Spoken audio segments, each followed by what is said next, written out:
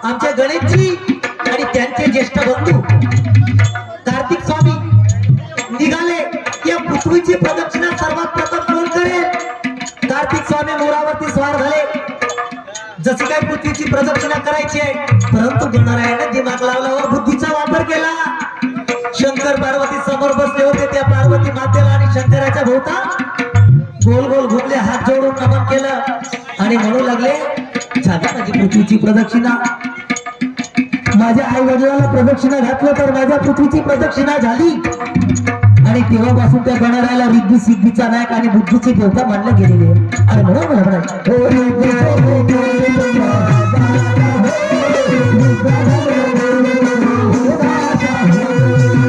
हे पिंड ब्रह्मांड केळाची येता हो शिव गौरी के धूम व्याता हो पिंड ब्रह्मांड केळाची येता हो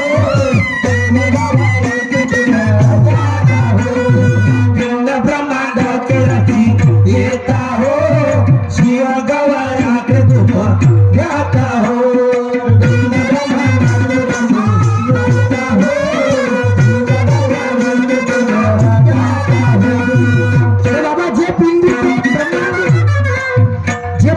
ब्रह्मांडी आणि शिव गौरी के बीचून प्राप्त हो म्हणतात शंकर पार्वतीच्या लग्नाच्या वेळी ते गणराया हजर होते.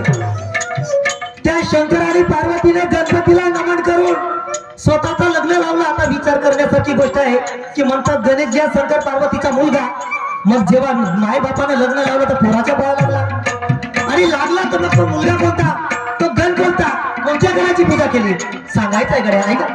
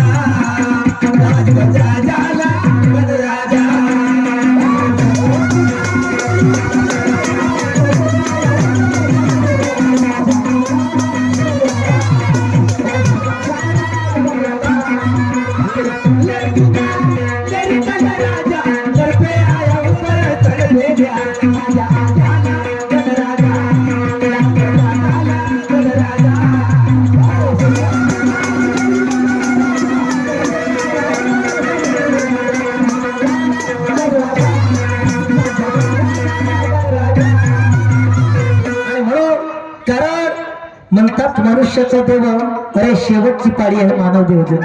मनुष्य जन्म शेवटची आहे म्हणतात, नाहीतर मग चुकल या वर्म फेरा पडे. मी नाही म्हणत, माई बापा संत महाराज लोक सांगतात. आणि म्हणून का बरं असं की जब तू अपने माँ के पेट में पला था तो भगवान के सामने दोनों हाथ जोड़ के खड़ा था. कहता था कि मत रोका भगवान मुझे इस जिंदगी में, अरे भूल न जाऊंगा मैं तुम्हें कभी जिंदगी में. परमेश्वरा आईच्या गर्भामध्ये आवडे मला काढ बाहेर, मला बाहेर काढ, तुला कधी विसरणार नाही. परंतु जेव्हा जसं बाहेर येतो तेव्हा केव्हा केव्हा म्हणतो आणि त्याचं नाम विसरून जातो. आणि म्हणून माझं कर्तव्य या घराची पूजा करायची आधी, कारण हा नरजन्म मला मिळाला तर या पंचमहाभूतात्माची प्रत्येकाचा देह पंचतत्वाचा देह पंचतत्वाची आरती करून त्या गणेशजीची आराधना करायची आहे. आणि म्हणून मला समोर म्हणायचं काय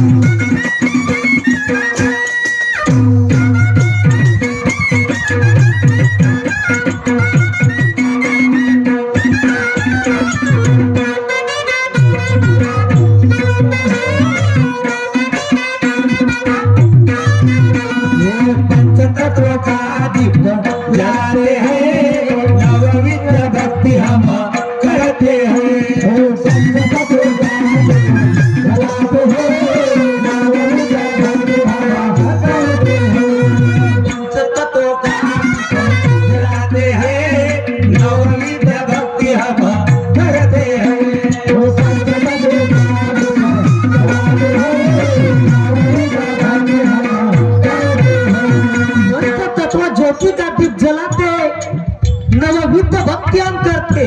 माय बाबा दास्य भक्ती त्या हनुमंतरायाने केली हो, सौख्य भक्ती त्या अर्जुनाने. आणि तुम्ही बसून माझा कार्यक्रम बघता ही श्रवण भक्ती, या स्टेजवरून मी बोलून राहिलो कीर्तन भक्ती. शेवटची भक्ती आत्मनिवेदन नावाची ती केली संदीपाने. म्हणता राजा भीमकाच्या होत्या नवधनी कन्या, त्यातली रुक्मिणी दिली पंढरीच्या वाड्या. 9 धनी कन्या होत्या, 9 प्रकारच्या भक्त्या होत्या. आणि माझा सुद्धा एक प्रकार आहे गड्या भक्तीचा. आणि म्हणून मी तुम्हाला काय म्हणत आहोत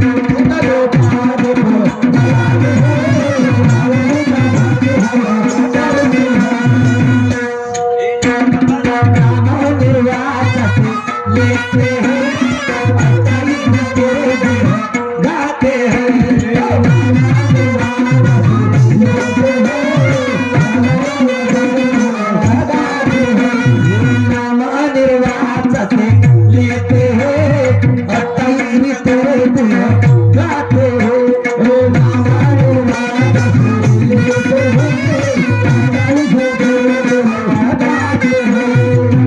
नाम निर्वाचा चलते अनिर्वाचा आजचा नाव हुशार कळते या ठिकाणी मी काय बोलतो ते नाम अलिबाचा रे ओटन आले कंटन आले जीवा रटे राम राम हमारा काम करे तो हम बैठे आराम मुखाने बोलायची गरज नाही त्या गणपतीची जरी आराधना करायची असेल तर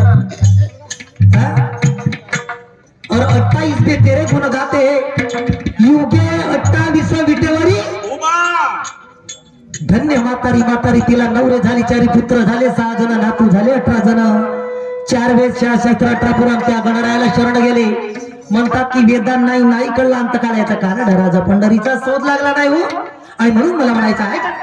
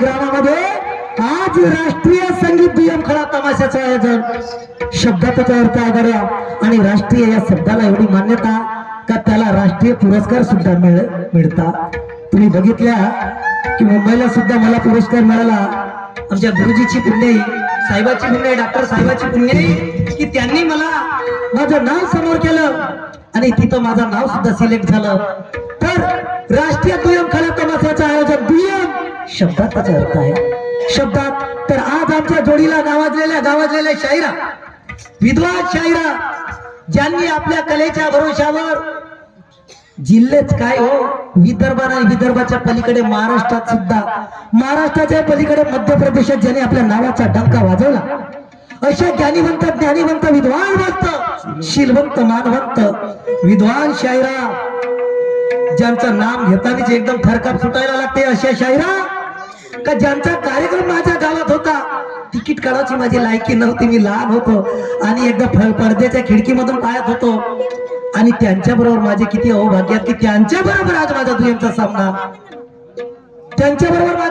सामना अशा विद्वान शायरा उर्मिला ताई चौधरी यांच्या बरोबर दुय्यमचा सामना तर गणाच्या माध्यमातून सन्मान्य आदरणीय शाहीर साहेबांनी शाहीर बाईंनी मला एक प्रश्न विचारला की अशी एक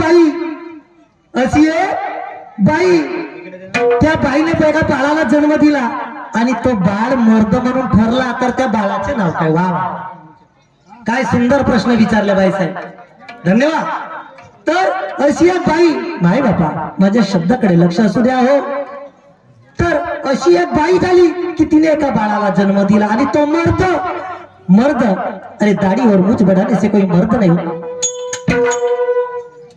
दाढ़ी और मूछ बढ़ाने से कोई मर्द नहीं होता जो मुसीबत में किसी के काम आए उसके जैसा मर्द कोई नहीं होता निवड दाढीच वाढली आणि मिशी वाढवली तर मर्द झाला का नाही तर तो मर्द कोणता कुणाला मर्द म्हणावं लागेल मर्दाचे 2 प्रकार आहेत सांगतो मर्द कोण म्हणून 3 पद्धतीने उत्तर देतो बाईनं जो पटेल तो घेतील आणि नाही जमलं तर मला वापस देतील गावाची तर बाई जिथं कुठं बसले असाल तिथून माझ्या शब्दाकडे लक्ष असू द्या तुमच्या प्रश्नाचं परिपूर्ण उत्तर देता की तो मर्द कोण तर माय बापा आता काहीच नाही हो त्या ठिकाणी वर्ण व्यवस्था होती त्या काळात वर्ण व्यवस्था होती शूद्र क्षत्रिय वैश्य ब्राह्मण आमच्या शूद्रांना थारा नाही गड्या शूद्रांना थारा नाही हो तर त्या काळात असा एक मर्द होऊन गेला माझ्या माय बहिणी या ठिकाणी बसले आहेत माझ्या आईच्या चरणाची शपथ घेऊन सांगतो की तो मर्द का बरं झाला, तर वर्ण व्यवस्था असताना शूद्रांना बरोबर स्थान नव्हतं. त्या काळामध्ये तो असा मर्द झाला की त्यांना काहीच विचार न करता माझ्या आईच्या नशिबात फक्त चूल आणि मूल, फक्त चूल आणि मूल, तर त्याने स्वतःच्या पत्नीला समोर केलं, शिक्षिका बनवलं ना पहिली मुलांची शाळा काढली. असे महात्मा ज्योतिबा फुले त्या काळचे मर्द झाले.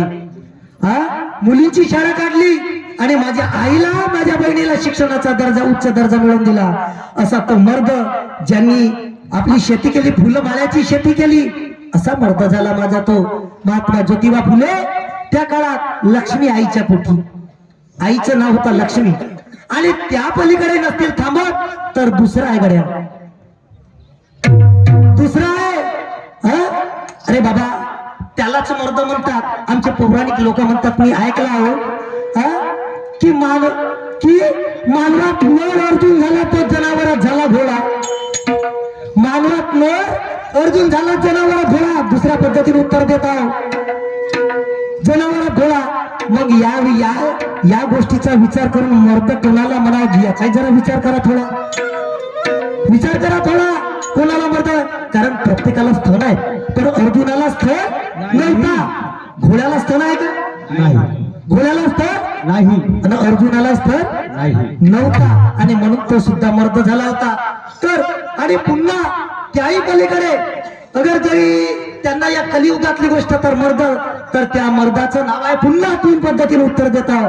तर त्याचं नाव आहे त्या बालकाचा कल्की, त्या मर्दाचं नाव आहे कल्की, आणि त्याच्या आईचं नाव आहे सुमती, आणि त्याच्या वडिलाचं नाव आहे विष्णुयश. विष्णुयश वडिलाचं नाव आहे, त्या बालकाचं नाव आहे कल्की, आईचं नाव आहे सुमती. तो या मर्द झाल्या पृथ्वीच्या पाठीवर एका स्त्रीच्या पोटी घेऊन. 3 पद्धतीनं तुम्हाला उत्तर दिलं, कोणता पटते कोणता घ्या, काही हरकत नाही. आता ज्या पद्धतीने बाईनं मला प्रश्न विचारला त्याच पद्धतीनं मी सुद्धा सन्माननीय आदरणीय शाहिरा म्हणते, यायच्या गावचा काम होय तर यायनं पक्काचा लंबा चवडा टाकला. प्रश्न मी लंबा चवडा घेत नाही, थोडक्यात घेतो. सर प्रश्न ऐसा कि मैं आता गन मतलब तुम्ही गन मतला, मैं भी आदत से मजबूर हुआ. अगर मैंने गन गाया है तो गन में गन का ही सवाल पूछूंगा. तर माझा प्रश्न असा आहे की सर्वच म्हणतात गणरायाची पूजा, पण तुम्हाला एकच सांगण्यात थोडक्यात विचारतो की या गणपतीला गणेश नाव कोणी दिला, कोण्या ठिकाणी, आणि कारण काय? या गणरायाला गणेश नाव कोणी दिला, कोण्या ठिकाणी देण्यात आला, आणि हा गणेशच नाव का म्हणून, एवढा तुम्हाला सांगायचा. जास्त विचारत नाही, भानगड कथा लावता. चला समोर.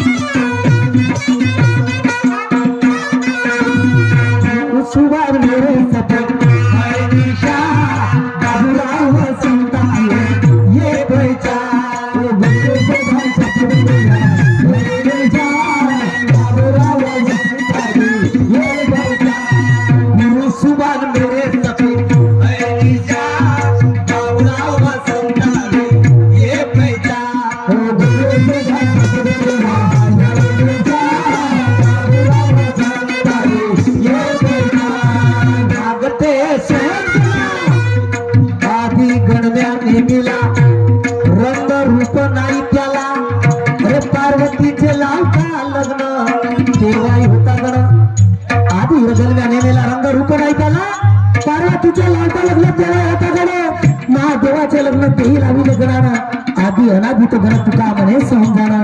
नाही बापा, मला त्या गणाची पूजा करायची आहे आणि म्हणून मला म्हणायचं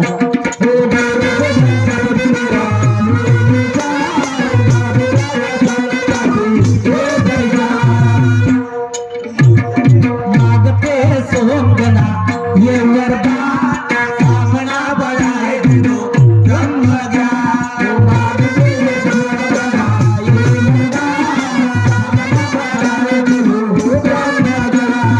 मागते सोंगना देतो